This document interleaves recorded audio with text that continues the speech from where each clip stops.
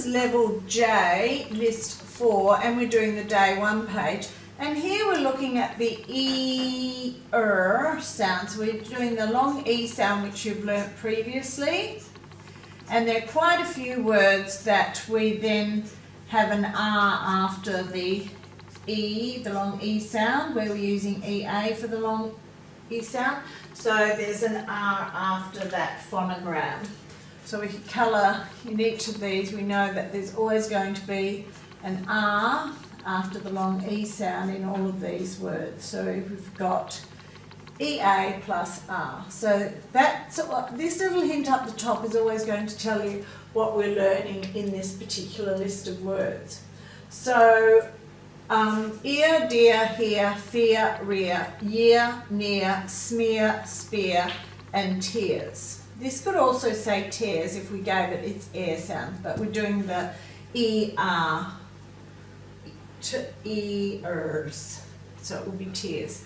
Okay, let's look at what these words mean. So we've got an ear here, that's how we hear, so your ear is a part of your body. Dear, probably the most common use of the word dear is when we're writing a letter, and we perhaps say dear Santa or dear Grandma or whoever you're writing to. But it's an endearment, it's a nice way of referring to something. Here is when you use your ears to hear things.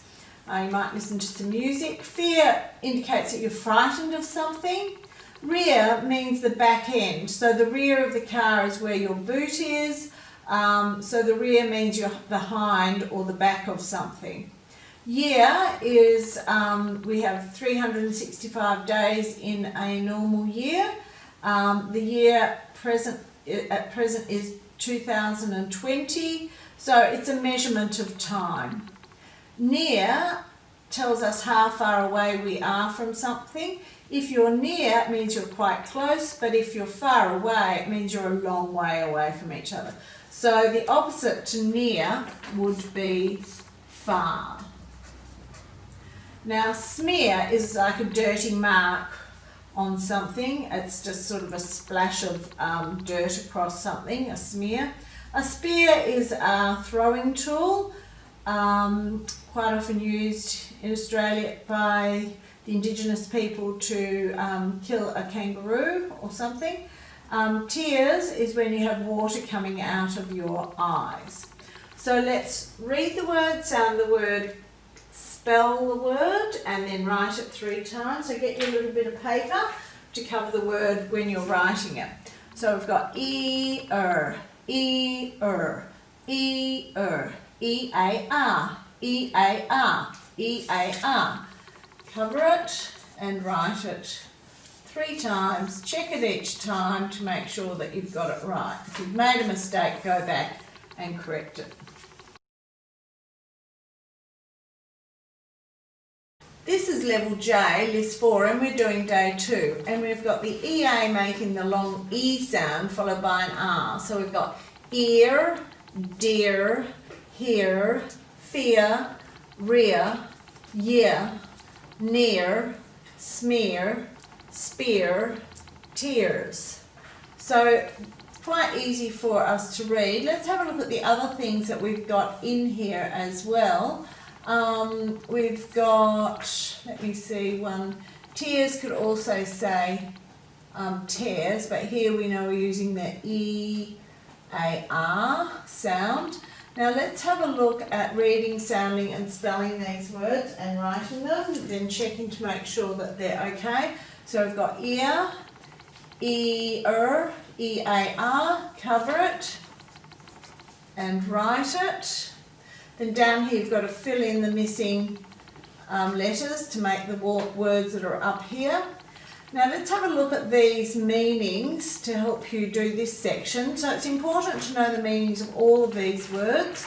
So an ear is a part of our body that we use to help us to hear people when they speak or hear noises, and it also helps to control our balance. Dear means something is loved or precious to us. Hear is when we hear something, a noise or something with our ear. Fear is when you're afraid of something. Rear is the back of something, and it's also what a horse can do when it stands up on its back legs and paws the air with its front legs. We could say that that's rear, it's rearing up. Year is 365 days in a year and 12 months or 52 weeks. Near means something is close. Smear is when we have a dirty mark across something. A spear is a throwing tool, and tears is when we have water coming from our eyes. So you can use those definitions to help you write in the missing words there. Now it says fill in the gap with the missing list word. The caveman threw something at the mammoth. We've given you the correct amount of letters, so that helps you to decide which word it would be, but it would be spear. The caveman threw a spear. So you've got sp and then er on that. Down here you have to write 2 sentences to show the different meanings of rear. So as an adjective, you might say something like, I had to move to the rear of the aeroplane. As a verb, you might say, the horse reared up when it saw the snake on the ground. Or you can think of your own sentences for there. Level J, list 4, and we're doing the day 3. So here we're revising the er sound. EA making the long E sound with the R on the end of it. So we've got ear, dear, here, fear, rear, year, near, smear, spear, tears. So what you're going to do down here is write the words, then use them in sentences. So you're going to go ear, bashing, you're going to write those 3 parts together with no spaces in between, and then you've got to write a sentence using that word. So if you don't know what the word means, you might have to Google it or look it up in a dictionary or something. So an ear bashing is when you get told off for something, and because it goes on for quite a while usually, they have a lot to say. To make you change your behaviour, you would say it's an ear bashing. Tearfully, yearly, dearest, fearful, nearly, fearlessly. So they're the words that you write on these lines, and you've got a whole line to write a sentence to show that you know what they mean. Now down the bottom we've got verb family, so you know to write the base word. Here we're adding the S, here we're adding the ing, and here we're adding the ed. Now we have most of them are regular verbs, but every now and then we have an irregular verb.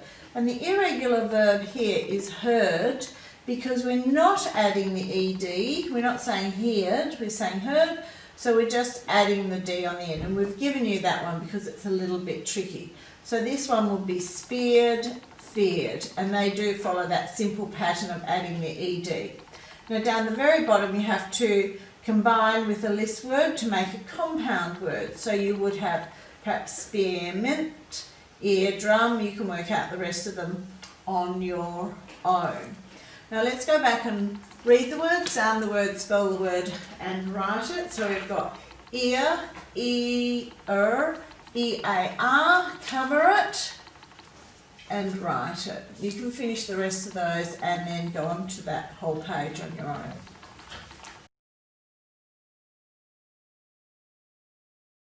This is level J, list 4, and we're doing the day 4 page, and it's on sensing verbs. So what are they? They describe what a human thinks, feels, wants and needs. So in the first set we're looking at perceiving things. So you may have tasted, smelled, heard, saw, felt. Now some of you may say smelled and some of you may say smelt. So England, the USA, Australia, you could use smelled, but it's maybe only England or the UK and Australia that would say smelt. So you might hear, if you're watching some American television or you go to America, you might hear the word smelled more, but probably a lot of us would use smelt. So we've put smelled here. it's more universal, but you can put smelt as well. So we've got, as perceiving verbs, we've got tasted, heard, smelled, saw, felt. So we have to fill in the gaps with a sensing verb. So here you can make the choice whether you write smelled or smelt. Mum smelt the roses growing in the garden, or Mum smelled the roses growing in the garden. In Australia, we usually follow the UK, so you could use either of them, but if it rolls off your tongue more easily to say smelled, you could write that one. You can finish the rest of those. Now down here we're looking at feeling and wanting sensing verbs. So we've got feared, needed, enjoyed, disliked, wished. Lulu, something, she could go on an overseas holiday. So you can work out which word would fit in best there. Down the bottom we've got thinking verbs. So we've got understand, remembers, imagined, forget and knew.